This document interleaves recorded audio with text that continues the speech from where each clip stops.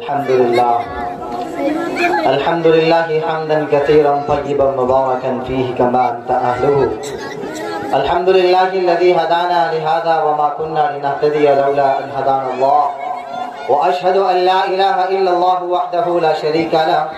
وأشهد أن سيدنا وحبيبنا وسندنا ومحترمنا ومرشدنا ومولانا محمدا عبده ورسوله. أعوذ بالله من الشيطان الرجيم. بسم الله الرحمن الرحيم.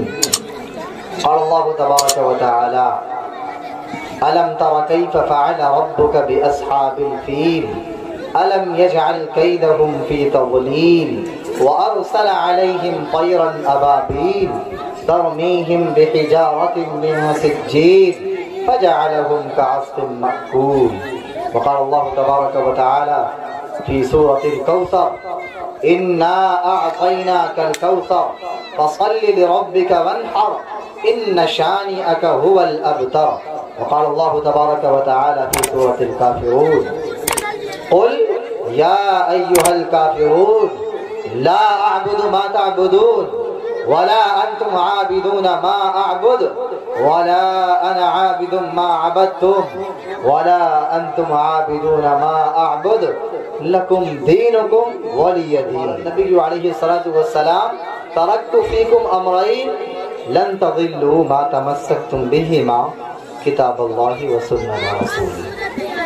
وقال النبی علیہ الصلاۃ والسلام: لا يؤمن احدكم حتى اكون احب اليه من والده وولده والناس اجمعين.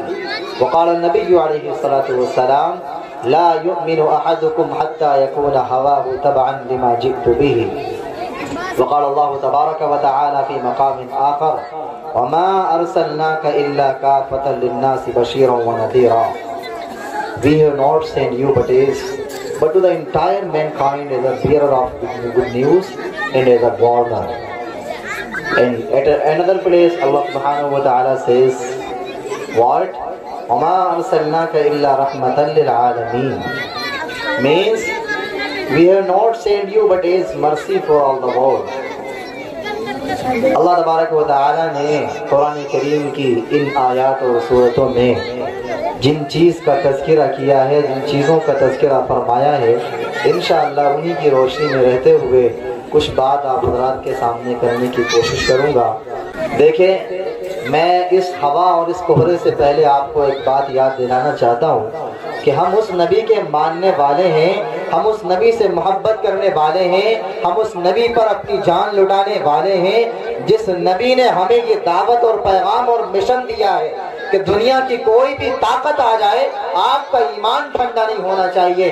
اگر آج کے اس جلسے میں کسی بھی طریقے سے ہمیں اور آپ کو ڈسٹرب کیا جائے، چاہے وہ سردی کی وجہ سے، چاہے وہ مائک کی گڑبڑی کی وجہ سے، چاہے وہ لائٹ کے چلے جانے کی وجہ سے، چاہے وہ کسی بھی انداز میں ہمیں اور آپ کو ڈسٹرب ہونا محسوس ہو، ہم انشاءاللہ آج کے اس جلسے سے اٹھ کر نہیں جائیں گے. انشاءاللہ وعدہ کریں، انشاءاللہ نہیں جائیں گے انشاءاللہ. کیوں؟ اس لیے کہ ہم آ گئے اپنے نبی کی بات سننے کے لیے، اپنے نبی کی ناز سننے کے لیے، اپنے نبی کا مشن سننے کے لیے، اپنے نبی کی سیرت سننے کے لیے، اپنے نبی کا پیغام سننے کے لیے، اپنے نبی کی زندگی سننے کے لیے، اپنے نبی کی سیرت سننے کے لیے آ گئے ہیں اور اپنے گھر سے وقت نکال کر آئے ہیں. اور یقین جانیے اس بنیاد پر آئے ہیں کہ یہاں سیکھنے کو ملے گا، یہاں زندگی کے تبدیل ہونے کا طریقہ ملے گا اور شاید کوئی بات ایسی نکلے جو ہمارے دل میں اتر جائے اور اللہ یہیں سے ہماری زندگی پلٹ دے. اس لیے میرے بھائیوں، آج کے اس جلسے میں صرف ہوائی باتیں سننا نہیں ہے بلکہ اس نیت سے سننا ہے کہ انشاءاللہ ثم انشاءاللہ کل کو جب ہم یہاں سے گزر کر اپنی زندگی شروع کریں گے صبح اٹھ کر، تو انشاءاللہ اس زندگی میں یہاں سنی ہوئی باتوں پر عمل کرنا شروع کریں گے. انشاءاللہ کریں گے نا انشاءاللہ. ورنہ میرے بھائی جاگنے کا کوئی مطلب نہیں بنتا اگر ہمارا عمل کا کوئی ارادہ نہ ہو. ہم صرف اس لیے اٹھ کے آ گئے یار چند منٹ بات ہوگی، مزے لیں گے، اپنا تھوڑا سا مزہ آئے گا، حافظ صاحب قاری صاحب بہت اچھی نعتیں پڑھیں گے، کوئی حضرت آئیں گے تو بہت اچھا بیان کر دیں گے، سن لیں گے، ہم بھی کہیں گے یار مولانا آئے تھے، مولانا نے بہت اچھا بیان کیا، اور قاری صاحب آئے تھے جما دیا انہوں نے، بس ختم دنیا میں ساری باتیں بھول گئے ہم. ان باتوں کا کوئی فائدہ نہیں میرے بھائی. جلسے اور جلوس کا بنیادی مقصد یہ ہوتا ہے کہ امت کو اصلاح کا پیغام دیا جائے اور امت اس پیغام پر عمل کرے. تو انشاءاللہ ثم انشاءاللہ ہم اس نیت سے یہاں بیٹھیں گے کہ جو بھی سنیں گے انشاءاللہ اس پر عمل کریں گے نا انشاءاللہ. بات کو آگے بڑھایا جائے. آقا مدنی علیہ السلام کے تذکرے سے بات کو آگے بڑھاتا ہوں کیونکہ اللہ تبارک و تعالی نے اس دنیا کے کو وجود بخشا نبی کریم صلی اللہ علیہ وسلم کی وجہ سے. حضرت آدم علیہ السلام سے اگر بات شروع کی جائے تو حضرت آدم علیہ السلام کا وجود بھی نبی کریم صلی اللہ علیہ وسلم کی بنیاد پر ہوا. اسی لیے کہنا چاہوں گا کہ اللہ تبارک و تعالی نے پوری دنیا کا وجود نبی کریم صلی اللہ علیہ وسلم کی وجہ سے بخشا. اللہ نے کائنات کو سجایا نبی کی وجہ سے. اللہ نے کائنات کو بنایا نبی کی وجہ سے. اللہ نے کائنات کو سجایا نبی کریم صلی اللہ علیہ وسلم کی محبت میں. اسی لیے کہتے ہیں کہ جھولی میں اگر آپ کی خیرات نہ ہوتی، جھولی میں اگر آپ کی خیرات نہ ہوتی، اس دہر میں اپنی کوئی اوقات نہ ہوتی. جھولی میں اگر آپ کی خیرات نہ ہوتی، اس دہر میں اپنی کوئی اوقات نہ ہوتی. اور یہ سب تو ہے سرکار دو عالم کا تصدق، یہ سب تو ہے سرکار دو عالم کا وسیلہ. وہ ذات نہ ہوتی تو کوئی ذات نہ ہوتی، وہ ذات نہ ہوتی تو کوئی ذات نہ ہوتی. اور کیسے ہوتی؟ اللہ تبارک و تعالی نے وجود ہی دنیا کو اسی وجہ سے بخشا کہ اللہ کو دنیا کے اندر نبی کریم صلی اللہ علیہ وسلم کو بھیجنا تھا. اللہ کو دنیا کے اندر خاتم النبیین کو بھیجنا تھا. اللہ کو دنیا کے اندر آقائے نامدار کو بھیجنا تھا. اللہ کو دنیا کے اندر مدنی تاجدار کو بھیجنا تھا. آقائے نامدار مدنی تاجدار کونین کے سرور، اللہ کے دلبر، محبوب رب اکبر، شافی محشر، ساقی کوثر، احمد مصطفیٰ، محمد مصطفیٰ صلی اللہ علیہ وسلم کا دنیا کے اندر آنا مقصود تھا. رب کائنات نے دنیا کو سجا دیا اس بنیاد پر کہ اللہ کا محبوب آ رہا ہے، اس بنیاد پر کہ اللہ کا پیارا نبی آ رہا ہے، اس بنیاد پر کہ خاتم النبیین آ رہا ہے، امام الانبیاء آ رہا ہے، کونین کا سردار آ رہا ہے، آقائے نامدار آ رہا ہے. اس لیے میرے بھائیو اس دنیا کا وجود ہوا، لیکن اللہ تبارک و تعالی نے جب سے دنیا کا وجود بخشا اس وقت سے لے کر آج تک اللہ تبارک و تعالی نے دنیا کے نظام کو چلانے کے لیے اور رہبری اور رشد و ہدایت کے لیے اللہ تبارک و تعالی نے ہر دور میں عالم انسانیت کی رشد و ہدایت کے لیے اپنے پیغمبر اور رسولوں کا سلسلہ جاری فرمایا. اس سلسلے کی آخری کڑی امام الانبیاء، ہم سب کے چہیتے سردار، ہم سب کے سر کا تاج، ہم سب کے دلوں میں دھڑکنے والے، ہم سب جن سے الفت و محبت کرتے ہیں، ہم سب جن کے دیار پہ جانے کے لیے تڑپتے ہیں، وہ ہمارے پیارے نبی صلی اللہ علیہ وسلم. اللہ تبارک و تعالی نے اخیر میں ان کو دنیا کے اندر مبعوث فرما کر اس دنیا کو بنانے کے مقصد کی تکمیل فرما دی. اور اللہ تبارک و تعالی نے اپنے پیارے حبیب صلی اللہ علیہ وسلم کو جو منشور، جو نامہ اعمال صحیح کرنے کا ہمارا اور آپ کا لائحہ عمل ہو سکتا تھا یعنی قرآن کریم، جو ہمارا آئیڈیل ہو سکتا تھا یعنی قرآن کریم، جو ہمارا نمونہ عمل ہو سکتا تھا یعنی قرآن کریم، جو ہماری گائیڈ لائن ہو سکتی تھی یعنی قرآن کریم، اس قرآن کریم کو رب کائنات نے اپنے پیارے حبیب صلی اللہ علیہ وسلم پر نازل فرمایا.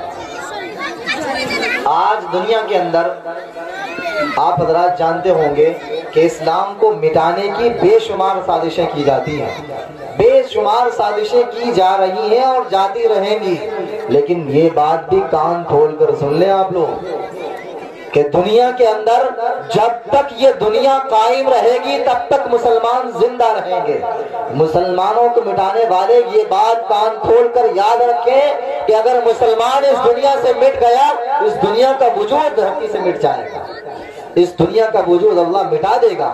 کیوں؟ اس لیے کہ چمن کا مالی چمن میں اس وقت تک کانٹوں کو برداشت کرتا ہے جب تک اس کانٹے دار درخت میں پھل یا پھول آنا بند نہ ہو. جب اس درخت کے اندر پھل یا پھول آنا بند ہو جاتے ہیں، مالی اس کو چمن سے اکھاڑتا ہے اور باہر پھینک دیتا ہے. جب اس دھرتی کے اوپر اللہ کا نام لینے والا کوئی نہیں ہوگا، جب اس دھرتی کے اوپر اللہ کے نبی کا نام لینے والا کوئی نہیں ہوگا، جب اس دھرتی کے اوپر اللہ کا کلام پڑھنے والا کوئی نہیں ہوگا، جب اس دھرتی کے اوپر اللہ کا نام بلند کرنے والا کوئی نہیں ہوگا، جب اس دھرتی کے اوپر اللہ کے نبی کی تعلیمات کو عام کرنے والا کوئی نہیں ہوگا، جب اس دھرتی پر اللہ اللہ کرنے والا کوئی نہیں ہوگا، اللہ کو اس دھرتی سے کوئی سروکار نہیں۔ اللہ اس دھرتی کو مٹا دے گا اور قیامت کا دن برپا ہو جائے گا۔ کون سا قیامت کے دن؟ جس کے بارے میں قرآن کریم جا بجا اعلان کرتا ہے کہ وہ دن بڑا ہولناک ہے، وہ دن بڑا خوفناک ہے، وہ دن نفسی نفسی کا عالم ہوگا۔ اس دن مجرموں کو الگ کر دیا جائے گا اور اس دن نیکوکار اور صالح اور نیک لوگوں کو الگ کر دیا جائے گا۔ نیک لوگوں کی صف جنت کی طرف چل پڑے گی اور برے لوگوں کی صف جہنم کی طرف چل پڑے گی۔ اللہ تبارک و تعالی ہمیں اس لائن میں شامل فرمائے جو لائن جنت کی طرف جاتی ہو۔ آج کے اس جلسے کا مقصد بھی جو حافظ بلال صاحب نے آج اس جلسے کا انعقاد فرمایا ہے وہ اسی بنیاد پر کہ ان کے بیٹے کا عقیقہ مسنونہ ہے۔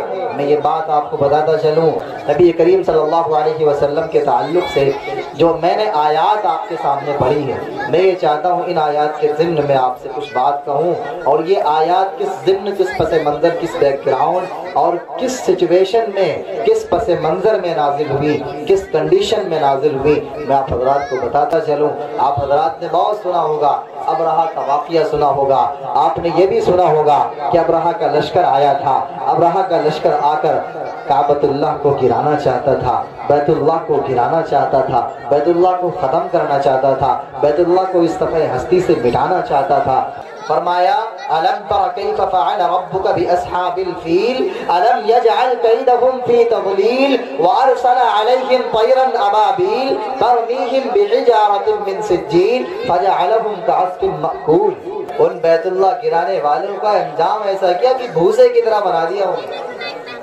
چنانچہ اللہ کے نبی علیہ السلام سے یہ صورت، جو اللہ کے نبی علیہ السلام کو یہ واقعہ بتایا جا رہا ہے، وہ کیوں بتایا جا رہا ہے؟ اس بنیاد پر بتایا جا رہا ہے، تسلی دینا مقصد ہے اللہ کے نبی علیہ السلام کو کہ آپ جو کام کر رہے ہیں، آپ جس مشن کو لے کر اٹھے ہیں، اس مشن میں مخالفت ہوگی، اس مشن میں لوگ آپ کے خلاف آئیں گے، لوگ آپ کو زیر کرنا چاہیں گے، لوگ آپ کی بات کو دبانا چاہیں گے، لوگ آپ کی مخالفت کریں گے، لوگ آپ کے سامنے آ کر آپ کی بات کو کاٹنا چاہیں گے، لیکن آپ کو حوصلے پست نہیں کرنا۔ اللہ تبارک و تعالی آپ کے لیے کافی ہے۔ جس اللہ نے ابرہہ جیسے مضبوط لشکر کو تباہ و برباد کر دیا تھا، وہ اللہ آپ کے ساتھ ہے۔ جب تک دنیا قائم رہے گی تب تک آپ کا نام روشن رہے گا، تب تک آپ کا تذکرہ چلتا رہے گا، جب تک دنیا چلتی رہے گی تب تک آپ کا نام لینے والے دنیا کے اندر بستے رہیں گے۔ جس دن آپ کا نام لینا لوگ بند کر دیں گے، اس دن دنیا کو ختم کرنے کا نمبر آ جائے گا۔ چنانچہ اسی بنیاد پر اللہ تبارک و تعالی نے اپنے نبی کو ہر مقام پر تسلی دی ہے۔ جہاں جہاں بھی آقا مدنی علیہ السلام کو پریشان کیا گیا، جہاں جہاں بھی آقا مدنی علیہ السلام پر ظلم و ستم ہوئے، جہاں جہاں بھی نبی کریم صلی اللہ علیہ وسلم کے ساتھ ظلم و استبداد اور ظلم و ستم کا نبی کریم صلی اللہ علیہ وسلم کے ساتھ سلوک کیا گیا، اللہ تبارک و تعالی نے عرش سے آیات نازل فرما کر نبی کریم صلی اللہ علیہ وسلم کو تسلی دی۔ ایک واقعہ مزید، اللہ کے نبی علیہ السلام پر سورت نازل ہوئی، انا اعطیناک الکوثر فصل لربک وانحر ان شانئک هو الابتر۔ فرمایا انا اعطیناک الکوثر، اے نبی ہم نے آپ کو خیر کثیر عطا فرما دیا۔ کوثر سے مراد حوض کوثر بھی مفسرین نے لکھا، اور کوثر سے مراد خیر کثیر بھی لکھا۔ خیر کثیر میں حوض کوثر بھی داخل ہے۔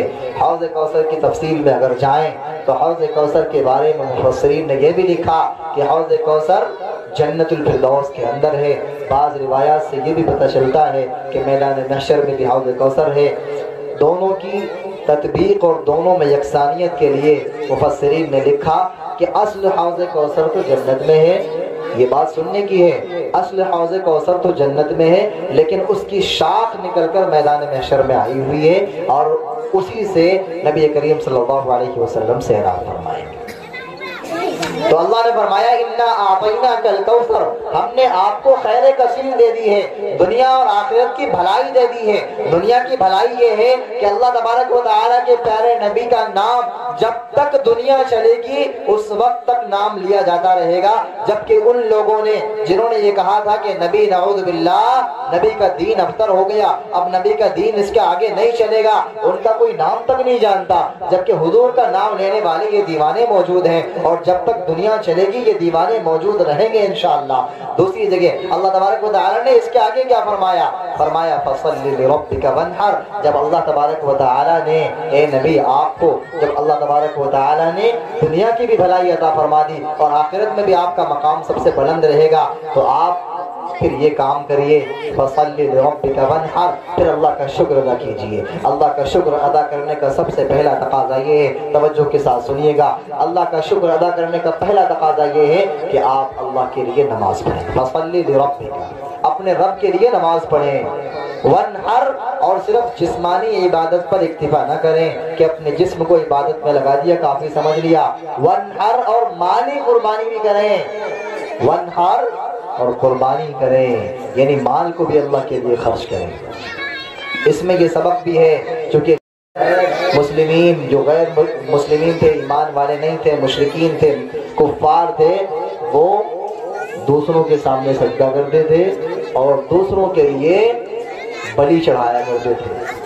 اللہ تبارک و تعالی نے فرما دیا فصلی لربک، آپ اپنے رب کے لیے اپنے سر کو جھکائیں، آپ اپنے رب کے لیے نماز پڑھیں، وانحر، اور قربانی کریں۔ آگے اللہ نے یہ فرما دیا آپ یہ کام کرتے رہیں، آپ ان لوگوں کی ٹینشن نہ لیں جنہوں نے یہ کہہ دیا کہ آپ کا دین نہیں چلے گا۔ کیوں؟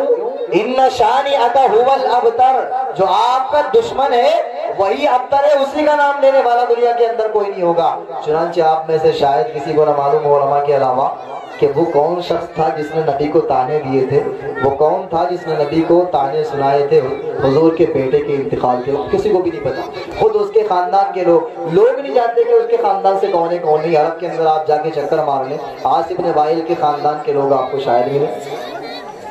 تو جس نے یہ کہا تھا کہ حضور کا خاندان نہیں چلے گا، شاید اس کا خاندان چلا بھی ہو پھر بھی اسے کوئی نہیں جانتا۔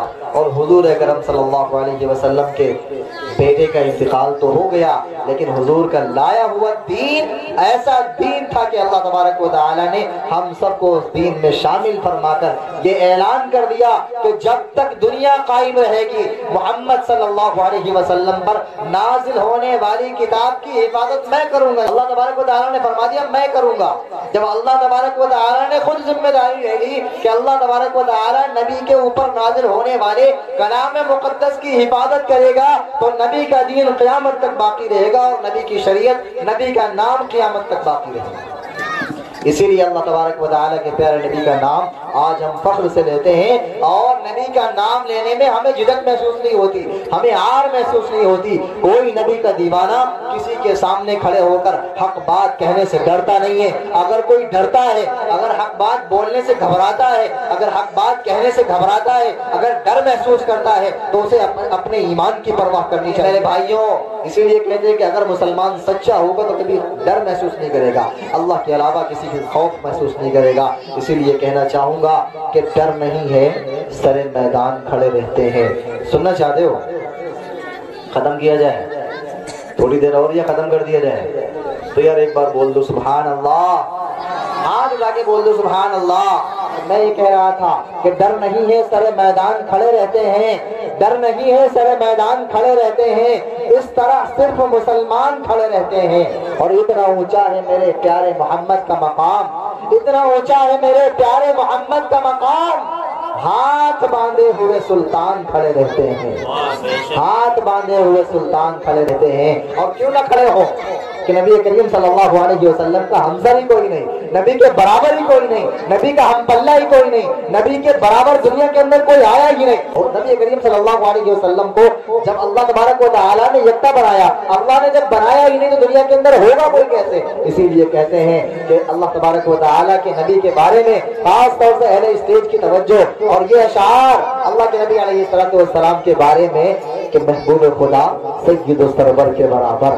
کہ محبوب خدا سید و سرور کے برابر، محبوب خدا سید و سرور کے برابر لاؤ تو کوئی میرے پیغمبر کے برابر، اور لاکھوں ہے زمانے میں سکندر کے برابر، لاکھوں ہے زمانے میں سکندر کے برابر، کوئی نہیں آقا تیرے نوکر کے برابر، کوئی نہیں آقا تیرے نوکر کے برابر۔ اور کیسے برابر ہو سکتا ہے کوئی؟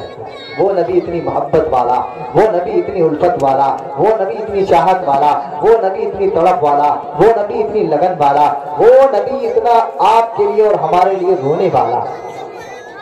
اسی لیے کہنا چاہوں گا کہ ایمان، دل کی بات کہنے چلا ہوں، ایمان کا ثبوت تمنائے مصطفیٰ، ایمان کا ثبوت تمنائے مصطفیٰ، قرآن گفتگو کرے سمجھائے مصطفیٰ، قرآن گفتگو کرے سمجھائے مصطفیٰ، اور ہم تو پڑے ہوئے تھے گناہوں کے ڈھیر پر، تم تو پڑے ہوئے تھے گناہوں کے ڈھیر پر، اس گندگی سے تم کو اٹھا لائے مصطفیٰ، اس گندگی سے ہم کو اٹھا لائے مصطفیٰ، اس گندگی سے ہم کو اٹھا لائے مصطفیٰ۔ اور کیوں نہ اٹھانا ہے؟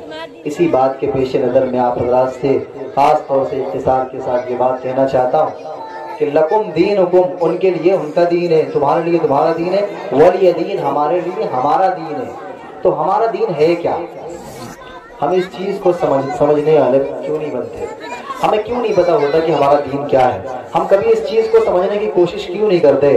ہمارا خوشی کا مرحلہ ہو، ہمارا غم کا مرحلہ ہو، ہمارا کوئی بھی ایسا موقع ہوتا ہے جس میں ہم خوشی یا غم مناتے ہیں، ہم کیوں اس بات کا خیال نہیں کرتے کہ ہمارا دین کیا کہہ رہا ہے؟ مثال کے طور پر عقیدہ مسنونہ ہے، اس عقیدے میں کیا ہونا چاہیے، کیا نہیں ہونا چاہیے، ہمیں اور آپ کو اس بات کا احساس ہونا چاہیے کہ ہمارا دین کیا کہہ رہا ہے۔ اسی بنیاد پر آج کی اس مجلس کا انعقاد ہوا ہے کہ آپ کا دین کیا ہے، آپ کا مذہب کیا ہے، آپ کا اسلام کیا کہہ رہا ہے، آپ کا اللہ آپ سے کیا کہہ رہا ہے، آپ کا رسول آپ سے کیا کہہ رہا ہے۔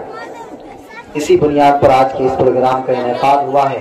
اللہ تبارک و تعالیٰ سے دلی دعا ہے کہ اللہ تبارک و تعالیٰ اس پروگرام کے انعقاد کرنے والوں کو اپنی بارگاہ میں قبول فرمائے۔ اس کے لیے جن لوگوں نے محنت کی ہے، جن لوگوں نے اپنا وقت صرف کیا ہے، جن لوگوں نے اپنی خدمات انجام دی ہیں، اور خاص طور سے ہماری مائیں بہنیں بیٹھی ہیں، میں آخری بات ان لوگوں کے حوالے سے کہنا چاہوں گا کہ آپ لوگوں کا بہت بڑا کردار ہوتا ہے بچے کی تربیت میں، بچے کی پرورش میں۔ اگر آپ نے اپنے بچے کو گانے، ناچ اور اسی طریقے سے خرافات کا دیوانہ بنا دیا، پھر آپ کس منہ سے اس بات کی امید رکھتی ہیں کہ آپ کے بڑھاپے میں بچہ آپ کے کام آئے؟ اگر آپ نے بچے کو دین سکھا دیا، اگر آپ نے بچے کو دیندار بنا دیا، اگر آپ نے بچے کو قرآن سکھا دیا، اگر آپ نے بچے کو ایمان سکھا دیا، اگر آپ نے بچے کو نبی کا دیوانہ بنا دیا، تو آپ یقین جانیں، آپ اگر نعوذ باللہ، اللہ نہ کرے کہ آپ بستر سے اٹھ نہ سکیں، پھر بھی آپ کا بچہ یا آپ کی بچی آپ کا پورا لحاظ کرے گی، کیونکہ وہ یہ سمجھے گی کہ میری ماں کا مقام کیا ہے، وہ یہ سمجھے گا کہ میرے باپ کا مقام کیا ہے، میری ماں کا مقام کیا ہے۔ لیکن اگر آپ نے اپنے بچے کو دین نہیں سکھایا، اپنی بچی کو دین نہیں سکھایا، تو وہ وہی بچہ اور وہی بچی آپ کو آپ کے بڑھاپے کے اندر اٹھا کر اولڈ ایج ہوم کے اندر تو چھوڑ کے آ سکتا ہے، لیکن آپ کی خدمت اس بنیاد پر نہیں کرے گا کہ آپ نے اسے کبھی یہ سکھایا ہی نہیں کہ ماں کا مقام کیا ہوتا ہے، باپ کا مقام کیا ہوتا ہے۔ اولاد کے درمیان اور باپ کے درمیان حسن سلوک کا جو اللہ تبارک و تعالیٰ نے پیغام دیا ہے، اس پیغام کو کبھی بھی وہ محسوس نہیں کر سکے گا۔ اس لیے میرے بھائیوں، اللہ تبارک و تعالیٰ آپ کو یہ سمجھ عطا فرمائے کہ آپ اپنے بچے کو کم از کم اتنا دین ضرور سکھا دیں کہ آپ کے انتقال کے بعد، آپ کو دنیا سے گزر جانے کے بعد، جب قبر کے اندر آپ موجود ہو، آپ کو چند الفاظ کی ضرورت پڑے، جب قبر کے اندر آپ کروٹیں لے رہے ہو، نعوذ باللہ، اللہ نہ کرے، لیکن اگر کسی کے گناہوں کی وجہ سے یہ نوبت آ جائے تو آپ کا بچہ دنیا کے اندر قرآن پڑھ کر، آپ کا بچہ دنیا کے اندر اللہ کے نبی کے اوپر اترنے والی آیات کو تلاوت کر کے اللہ کے سامنے ہاتھ اٹھائے۔ اللہ تبارک و تعالیٰ ان معصوم سے اٹھے ہوئے ہاتھوں کی بدولت، ان معصوم سے اٹھے ہوئے ہاتھوں کی بدولت اللہ تبارک و تعالیٰ کی ذات سے امید ہے کہ اللہ آپ کی مغفرت کر دے گا انشاءاللہ۔ اس لیے میرے بھائیوں، آپ دنیا سے جانے کے بعد، اور اپنی ماں بہنوں سے بھی کہتا ہوں کہ آپ اپنے بچوں کو موبائل دے دیتی ہیں اس بنیاد پر کہ آپ کا بچہ خاموش ہو جائے، لیکن کبھی بھی ان کو صحابہ کے واقعات نہیں بتاتی، صحابیات کے واقعات نہیں بتاتی، ان کو کبھی دین کی باتیں نہیں بتاتی، ان کو کبھی اللہ والوں کی باتیں نہیں بتاتی۔ میرے بھائیوں، اس لیے آپ سے بھی گزارش ہے، ماؤں بہنوں سے بھی گزارش ہے کہ اپنے بچوں کی تربیت پر خاص دھیان دیں۔ اگر آپ نے دھیان دے لیا، یقین جانیں یہ بچے دنیا میں بھی آپ کے کام آئیں گے، اور آخرت میں جب آپ پھنس جائیں گے تو یہ بچہ آپ کی انگلی پکڑ کر اللہ کے سامنے کہے گا، یا اللہ میں قرآن پڑھنے والا تھا، تو نے وعدہ کیا تھا کہ قرآن پڑھنے والے کی بدولت اللہ تبارک و تعالیٰ تو قرآن کے پڑھنے والے کے والدین کو تاج پہنانے والا ہے، یا اللہ ہماری اس قرآن کی عظمت اور قرآن کی خدمت کی بدولت اللہ تبارک و تعالی ہمارے ماں باپ کو معاف کر دے۔ اللہ کی ذات سے قوی امید ہے، اللہ کی ذات سے دلی امید ہے کہ اللہ تبارک و تعالی آپ کے معصوم بچے کی آواز سنے گا انشاءاللہ۔ اس لیے میرے بھائیوں، اپنے بچوں کو کچھ بھی پڑھا لیں، اپنے بچوں کو لائر، پروفیسر، ڈاکٹر، انجینئر بنا لیں، لیکن اتنا دین ضرور سکھائیں کہ آپ کے گزر جانے کے بعد قبر کے اندر جب آپ کو ضرورت پڑے تو آپ کا بچہ آپ کے کام آ سکے۔ اللہ تبارک و تعالی ہمارے بچوں کو دنیا میں اور آخرت میں ہر جگہ ہمارے کام آنے والا بنائے۔ اللہ تبارک و تعالی اس مجلس کو سجانے کے لیے جن لوگوں نے محنتیں کی ہیں، اللہ تبارک و تعالی ہم سب کو بھی اپنی خدمات میں قبول فرمائے۔ اب سے 1400 برس پہلے تھا دنیا کا یہ حال، اب سے 1400 برس، کچھ لوگ اعتراض کر سکتے ہیں اب تو 14.5 ہو گئے، اس لیے چلو بھائی بدل دیتے ہیں، 1450 برس پہلے تھا دنیا کا یہ حال، ہر طرف پھیلا ہوا تھا ظلمت باطل کا جال، ذہن و فکر آدمیت پر تھا برپا انتشار، تھا زمانے کو پیام آخری کا انتظار، یک بیک ایسے میں آئی رحمت حق جوش میں، ہو گیا آغاز راحت عالم غم کوش میں، لے کے پیغام طرف باد بہاری آ گئی، سلسبیل رحمت الطاف باری آ گئی، اور خیر مقدم کے ترانوں سے فضائیں جھوم اٹھی، مرحبا صلی علی کہہ کر ہوائیں جھوم اٹھی، اور وہ کہ مزمل بھی ہے، طٰہٰ بھی ہے، یاسین بھی، وہ کہ مدثر بھی ہے، حامیم بھی، طاسین بھی، اور کس کو یہ رتبہ ملا ہے، کس نے پایا یہ مقام ہے، لبے کونین پر بھی الصلاۃ والسلام، الہام کی رنجم کہیں بخشش کی گھٹا ہے، الہام کی رنجم کہیں بخشش کی گھٹا ہے، یہ دل کا نگر ہے کہ مدینے کی فضا ہے، اور سانسوں میں مہکتی ہے مناجات کی کلیاں، سانسوں میں مہکتی ہے مناجات کی کلیاں، کلیوں کے کٹوروں پہ تیرا نام لکھا ہے، اور آیات کے جھرمٹ میں تیرے نام کی مسند، لفظوں کی انگوٹھی میں نگینہ سجڑا ہے، اب اور بیاں کیا ہو کسی سے تیری مدحت، یہ کم تو نہیں ہے کہ تو محبوب خدا ہے، یہ کم تو نہیں ہے کہ تو محبوب خدا ہے، مدینے میں اگر پیدا ہوا ہوتا تو کیا ہوتا، مدینے میں اگر پیدا ہوا ہوتا تو کیا ہوتا، محمد کی گلی ہی میں فنا ہوتا تو کیا ہوتا، محمد کی گلی ہی میں فنا ہوتا تو کیا ہوتا، ارے مجنو ہوا بدنام تو لیلا کو دل دے کر، ارے مجنو ہوا بدنام تو لیلا کو دل دے کر،